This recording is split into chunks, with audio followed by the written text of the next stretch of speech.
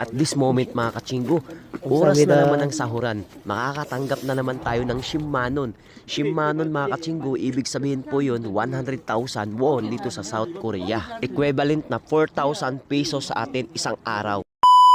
So for today's vlog mga kachinggo, nandito tayo sa harbisan ng mga apple. Ang daming apple dito mga kachinggo. Pwede kang kumain.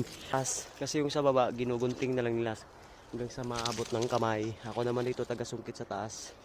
Yan yung mga bilog, hindi makukuha sa taas. Yes, totoo ang sinasabi ko mga kachinggo. Anytime pwede kang kumain ng apple basta magtrabaho ka lang. Yun ang sabi ng samunim namin dito. Nakakabilib lang talaga sila dito mga kachinggo. Kahit alam ng anak na yung ama niya at ina maraming pera, tumutulong pa rin sila sa trabaho. Hindi katulad sa atin sa Pilipinas na kapag alam na may kaya, hahayaan na lang yung mga magulang. Patuloy na lang na umaasa sa magulang. At yan ang realidad sa Pilipinas. At yun nga mga kachinggo, balik tayo sa usapan natin tungkol sa pag-harvest ng apple.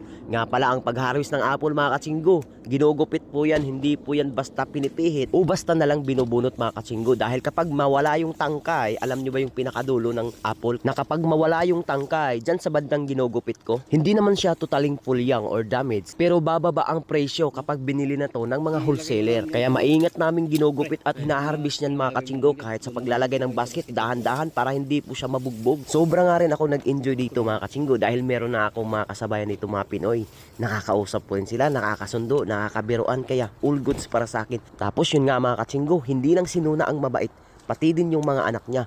Parati kaming binibigyan ng tubig, pati merienda. Bibihira lang tong mga ganitong ugali mga kachinggo. Hindi mainitin ang ulo. Kasi karamihan talaga sa mga Korean, mainitin ang ulo. Si Samunim kasi mga kachinggo, sinusunod niya yung mga ginagawa namin. Sinicheck niya kung talagang tama o wala bang mga damage. Pero napapansin ko sa mga Indonesian, marami silang mga reject na ginagawa mga kachinggo. Buti na lang talaga yung Samunim namin, hindi mainitin yung ulo. Hindi kami pinapagalitan. At yun nga mga kachinggo, sobra talaga akong nag-enjoy. Pinaka-basic para sa akin. Alam naman natin mga Pilipino, di ba? Mga Pilipina, sa Pilipinas na napaka-basic lang sa atin ang mga ganitong gawain. At yun nga, merienda time na mga kachinggo, 10 AM, napakabilis talaga ng oras kapag hindi mo pinapansin. So fast forward natin mga kachinggo, uwian na nga.